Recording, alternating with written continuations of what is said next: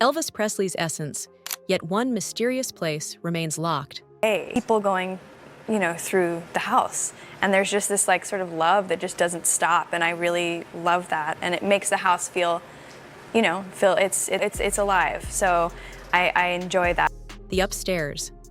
Why has it stayed hidden since 1977? What could be so personal, so intriguing, that nobody gets in? Graceland is no ordinary mansion. It's an iconic piece of American culture. For a long time. And it had to go beyond that, and I guess reality and economics is a major point. So it has to go beyond emotions. Is the upkeep on Graceland terribly draining on the estate? Very much so. Absolutely. This has been a major point. Drawing fans of rock and roll from around the world.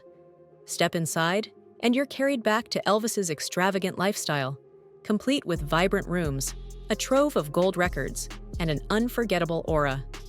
Yet the biggest fascination lies where nobody can go. The second floor, sealed in silence. Rumors swirl about why the upstairs remains off-limits.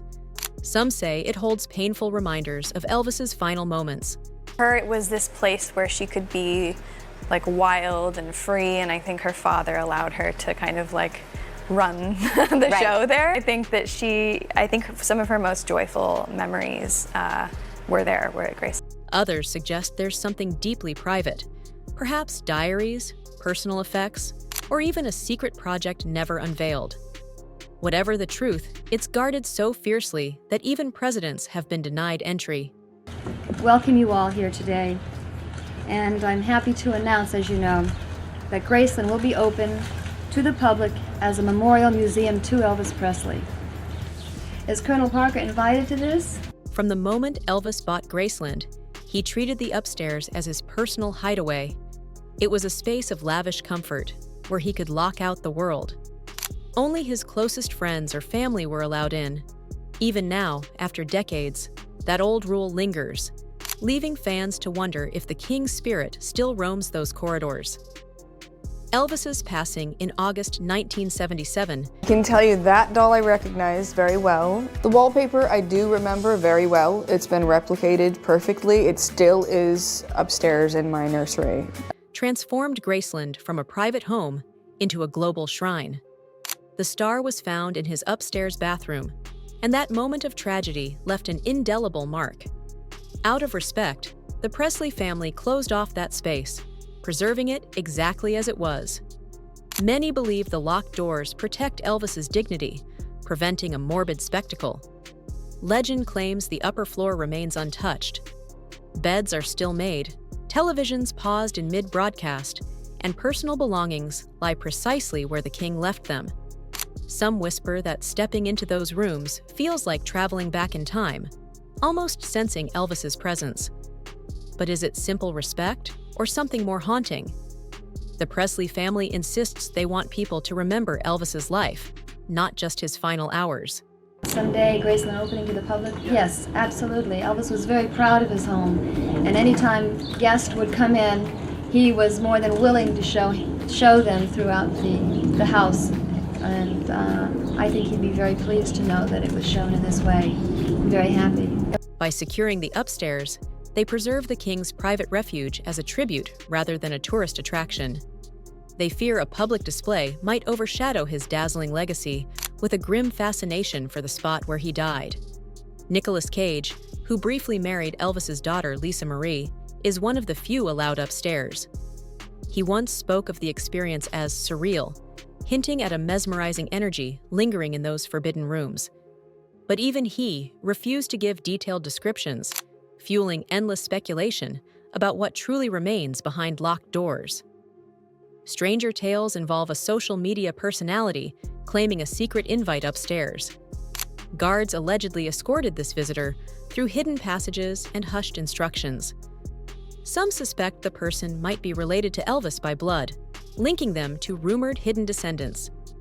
Though unconfirmed, these stories add to the frenzy, suggesting deeper family secrets might be tucked away. Visitors have reported hearing faint sounds at odd hours near the staircase. Could these be echoes of Elvis's music, or maybe staff members maintaining the private quarters? Others claim to feel a distinct chill as they stand by the roped-off stairway. Are these rumors or genuine signs that something beyond imagination resides upstairs? Graceland at all, this is the way we have to do it. Thank God that we're doing it privately. You know, it didn't really work out with the state and with the city, but we have control, and we're doing it, I believe, in the way that Elvis would love and appreciate, and we're maintaining it and preserving it for him. So, you know, what can I say? I think Lisa, at the time that she's of age, will be very happy that it's done this way. Graceland is more than a static museum. It's also Elvis's final resting place. The Presley family, including his mother, father, grandmother, and later Lisa Marie, now lie together in the meditation garden. This solemn site is open to all, providing a chance for reflection on Elvis's enormous cultural impact. But none of it compares to the hush surrounding that upper floor. A lot of discussion as to whether $5 was really adequate to cover all of your expenses. Well, we're projecting a lot of people, and especially, I think, also with the World's Fair opening, and we want to make it so that people all over the world can come. I know that we have people throughout Europe, all over, actually all over, and we want to make it possible for them and everyone to see it. And $5 may seem, you know, not a lot, but I think we're going to give it a try. We want to do the best for the people. Stepping into Graceland's main halls is like walking into a time capsule of the 1970s. The jungle room's lush decor, the glitzy pool room, and Elvis's eye-catching personal style still enchant visitors. Yet every glance toward the upstairs doorway reminds everyone there's an even bigger secret locked away. Some fans guess the rooms contain undiscovered recordings, personal journals, or priceless artifacts. Others believe the area is exactly as Elvis left it, a ghostly tribute to his final day. The truth is known only to a handful of people, and none have ever offered a full account, leaving the upstairs as one of pop culture's greatest enigmas. Elvis's lifestyle was as extraordinary as his music. He was known for late-night schedules, spontaneous recording sessions, and extravagant tastes. Upstairs, he could lounge in velvet armchairs, read favorite books, or summon a midnight snack with the push of a button. This retreat was his domain, where he could truly be himself.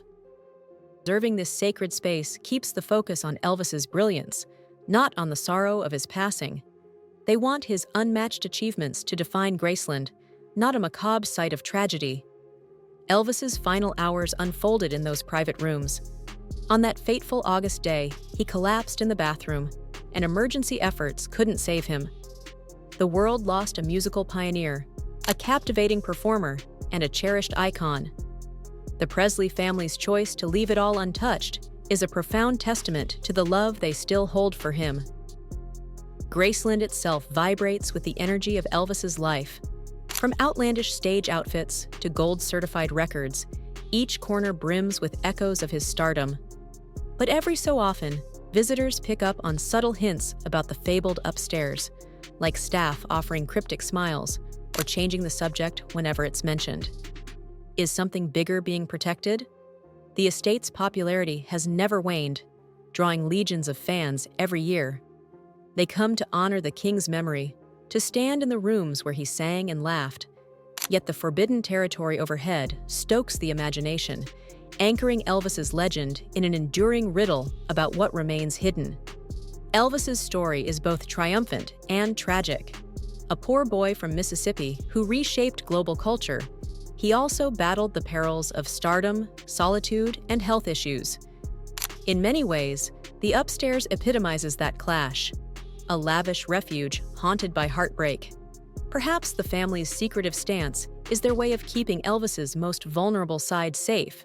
Despite all the speculation, nobody truly knows what is locked upstairs. This eternal question breathes life into Elvis's memory, even long after his final curtain call. Maybe it's better that we never uncover every detail. The king's story remains enchanting precisely because part of it will always be a mystery. So if you visit Graceland, you'll wander halls that once vibrated with rock and roll glory. You'll see the jungle room, admire his car collection, and stand quietly by his gravesite. but that forbidden staircase will still loom, reminding you that not all secrets are meant to be revealed. In the end, the hidden upstairs stands as a symbol of Elvis's humanity. Yes, he was a superstar, but he was also a man who needed privacy and solace. This locked floor is a promise that some parts of a legend can remain sacred, ensuring fans focus on what Elvis accomplished in life, rather than how it ended. Whenever you think of Graceland, remember that it's not just a museum. It's a monument to music history, a site of pilgrimage, and a beacon of everlasting wonder. The king may have left the building, but his spirit lingers in every note sung, every guitar riff played, and every locked room that keeps us intrigued.